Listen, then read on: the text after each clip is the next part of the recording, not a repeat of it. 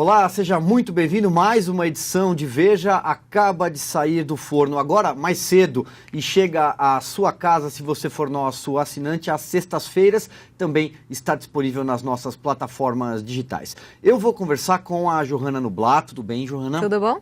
E com a Larissa Borges, lá de Brasília. Oi, Larissa. Oi, Silvio.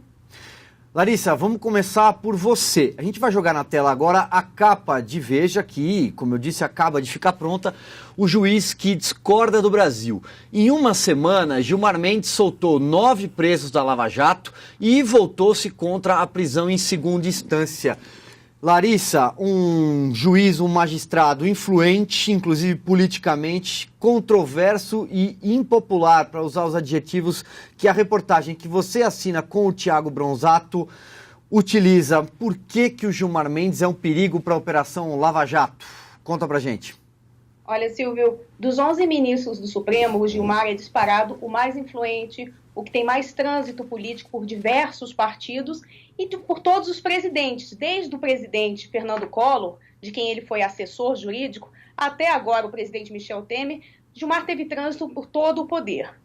Na segunda turma do Supremo, ele também tem essa influência sobre os outros 4 integrantes. Desde o ano passado, quando a turma se reajustou e tem a composição atual com Ricardo Lewandowski, Dias Toffoli, Celso de Mello e Edson Fachin, além do próprio Gilmar, o Gilmar construiu ali uma maioria de conveniência, uma maioria pontual, que tem afrontado todos os princípios e dado decisões muito favoráveis aos investigados e réus da Lava Jato. Ele montou uma parceria com o Dias Toffoli e com o Ricardo Lewandowski, que era adversário dele até pouco tempo, e esses 3, num colegiado de 5, têm flexibilizado prisões preventivas e têm dado sinalizações de que naquela turma, pelo menos, a Lava Jato vai morrer na praia. O Gilmar também é porta-voz de 3 pontos que são cruciais para o sucesso da operação. Um deles são as prisões preventivas decretadas lá na primeira instância, tanto pelo juiz Sérgio Moro quanto pelo juiz Marcelo Bretas. Essas prisões preventivas, quando chegam no Supremo, o Gilmar tem verbalizado que elas são abusivas, que elas são alongadas, que elas servem para torturar o preso. Essa é a interpretação do Gilmar e agora ele tem 2 parceiros nessa interpretação formando a maioria. Outro caso que o Gilmar verbaliza e que pode ser uma afronta à Lava Jato é a decisão de rever a possibilidade de execução da pena já em segunda instância. O Supremo já decidiu isso por 2 vezes no ano passado, a mais recente em outubro do ano passado. O Gilmar votou a favor da execução em segunda instância, mas agora mudou de ideia. Agora ele quer se alinhar a uma terceira instância. Os presos só vão poder cumprir a sentença depois de um recurso ser julgado no STJ, que é acima dos tribunais regionais federais e antes do Supremo. A importância disso pode refletir, por exemplo, no caso do ex-presidente Lula, que já foi condenado pelo juiz Sérgio Moro, teria esse julgamento no TRF da 4ª Região em Porto Alegre, e aí, pela tese do Gilmar, ainda teria que ser julgado no STJ, em Brasília, para aí sim começar a cumprir a sentença que o juiz Sérgio Moro impôs a ele no caso do triplex. Esse é outro fator que coloca o Gilmar ali como o porta-voz de teses que enfraquecem a Lava Jato. Um terceiro ponto que importa muito, influencia muito, é que o Gilmar é o principal crítico dentro do Supremo das delações premiadas, das delações que ele chama de super premiadas, como as do caso do Joesley Batista, por exemplo. Ele já verbalizou que tem várias delações irregulares, como a do ex-presidente da Transpetro, Sérgio Machado, que disse que o Jucá ia estancar a sangria da Lava Jato, que o Sarney estava articulando para obstruir a justiça, e depois a PF concluiu que não era bem assim. Então, o Gilmar acha que quando um delator promete mundos e fundos e no final não entrega nada, essa delação tem que ser revista. Por isso que políticos consideram o ministro um aliado e procuradores consideram o ministro um adversário da Lava Jato, Silvio. Pois é, aliás, você falava sobre essa questão das prisões em segunda instância, Larissa, e isso é uma preocupação enorme do juiz federal Sérgio Moro, juiz da Lava Jato, como todo mundo sabe.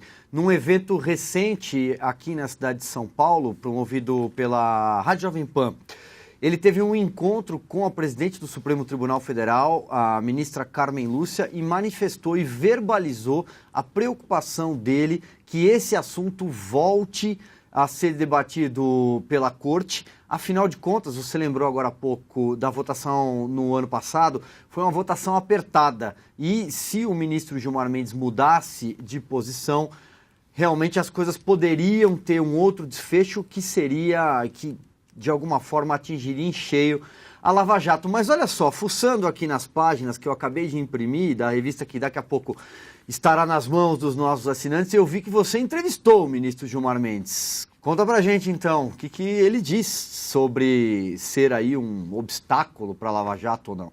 Olha, antes disso eu acho importante falar dessa questão da segunda instância.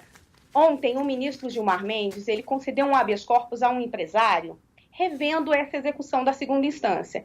Isso foi uma sinalização do ministro de que ele vai mudar mesmo de posição. Mas mais do que isso, isso serve para pressionar a presidente Carmen Lúcia a pautar esse tema em plenário. Como você lembrou, o juiz Sérgio Moro conversou com a ministra Carmen recentemente e ela disse que não tinha nada pautado. Mas, na verdade, agora tem esse movimento para pressionar a presidente do Supremo a, afinal, decidir, porque em outubro do ano passado, essa discussão foi travada em caráter liminar. Por 6 votos a 5, eles decidiram que podia executar em segunda instância. Mas como é liminar e não mérito, eles têm a possibilidade de rever sim, porque eles podem julgar o mérito da mesma questão que foi decidida semana passada. Agora, voltando ao Gilmar, ele nega que tenha objetivos de travar a Lava Jato, disse que defende a operação, mas ele fez uma ressalva. As posições dele, segundo ele próprio, são controversas, são tensas, mas quer dizer que ele está tentando proteger a mim, a você, a Joana, a todo mundo. Ele falou que a gente tem olhos porque as decisões são enviesadas para o mundo político. Mas, na verdade, um dia que tiver uma arbitrariedade contra mim ou contra você, ele disse que tomaria uma decisão muito parecida. Se um dia houver uma prisão preventiva alongada de qualquer cidadão brasileiro, ele acha que ele soltaria do mesmo jeito. Então, ele reforça que ele tem uma posição contra-majoritária da opinião pública, mas mesmo assim ele mantém, diz que é muito confortável em relação a isso e que não tem nenhum problema em o Rodrigo Janot, procurador-geral, acusá-lo de impedimento, acusá-lo de parcialidade, porque ele vai manter a opinião dele assim mesmo, Silvio. Muito bem, este é Gilmar Mendes. Larissa, obrigado, uma ótima sexta para você, um bom final de semana. Obrigada, gente, até mais. Muito bem, vamos então para o noticiário internacional. Joana, você foi para a Venezuela, é isso? Conta pra gente, como é que andam as coisas por lá? Boas? O noticiário a gente acompanha e sabe que não estão. Tá difícil. Eu cheguei lá no começo do mês, em Caracas, fiquei 9 dias e cheguei logo a tempo de ver a instalação da Assembleia Nacional Constituinte, que é formada só por chavistas, e que foi a forma que o presidente Nicolás Maduro encontrou de ampliar ainda mais seu poder e reprimir mais os dissidentes e que jogou a Venezuela de vez na ditadura, né? Só que, passada a eleição da Assembleia Nacional Constituinte, as pessoas começaram a se sentir muito frustradas pelo que tinha acontecido, com a desunião da oposição e pelo medo da repressão que as forças de segurança estavam fazendo contra a população. E o efeito foi que caiu muito o número de protestos desde o começo do mês na Venezuela, porque as pessoas estavam indo às ruas todo dia para protestar contra o governo, diferentes pautas, economia, política, saúde.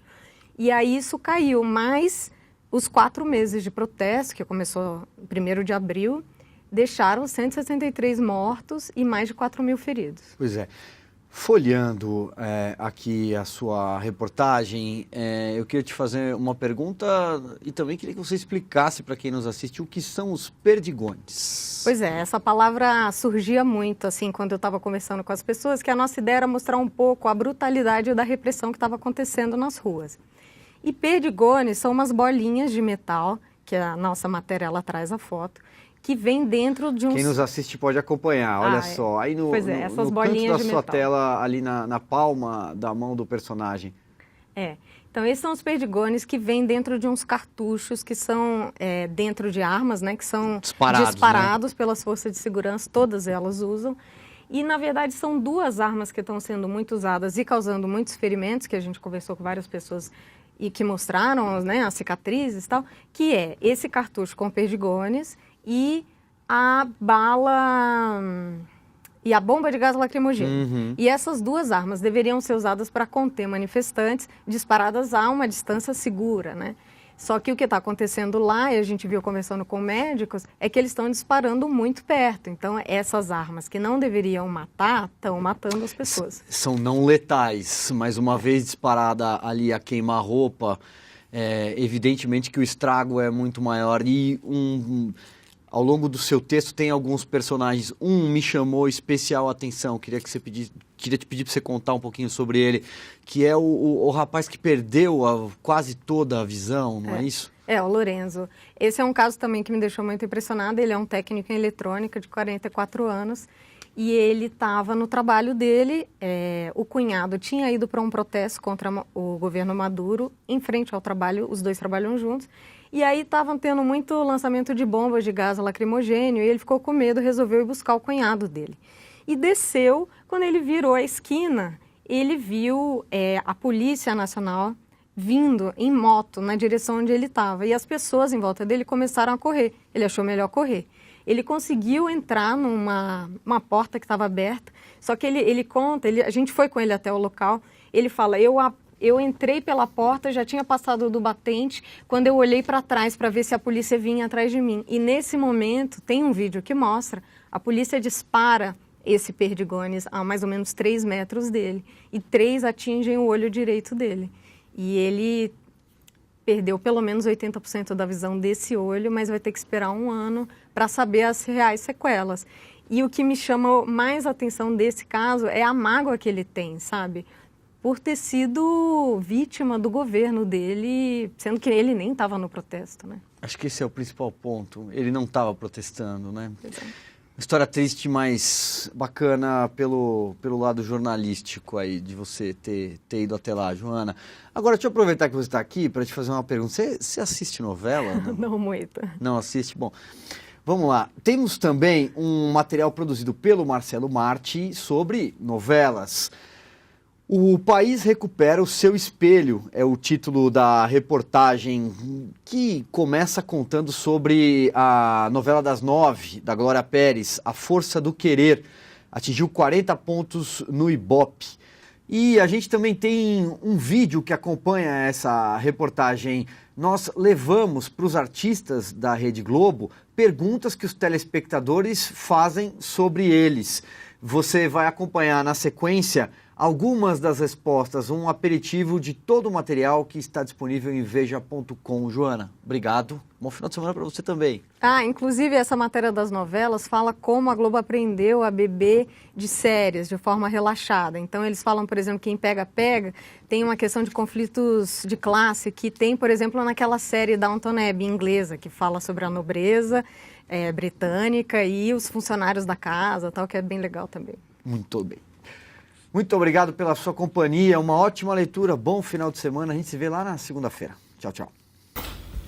Matheus Solano é parecido com Félix. Devo ter sambado no Santo Sepulcro pra merecer passar por isso. Mas será que eu fui cambista na rampa da Arca de Noé? Eu fiz um skate com a tábua dos 10 mandamentos? Não, né? Não, gente. Não, eu dou minhas pintas, né? Eu acho que eu não fui chamado pra fazer Félix à toa. Essa. Atira com vontade, pô. Ai, eu tirei com medinho, né?